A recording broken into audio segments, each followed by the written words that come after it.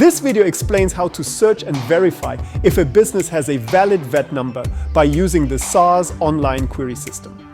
Verifying a VAT number is crucial for your business as it safeguards against fraudulent activities and ensures compliance.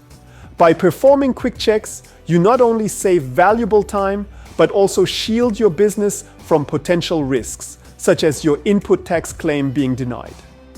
To get started, visit the SARS website. On the landing page, click SARS Online Query System button.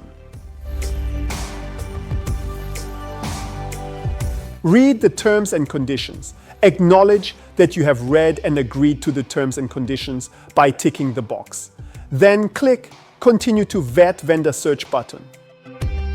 To verify, using a VAT registration number, select the first option. To verify whether a person is registered for VAT, select second option. You need a valid VAT number or an exact VAT trading name. After capturing either the number or trading name, click Search. If the VAT number captured is incorrect or doesn't exist, a pop-up message will appear indicating that the VAT number is invalid.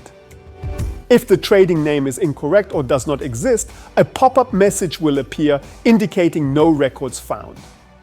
Note that results are returned only when an exact match is found. SARS, at your service.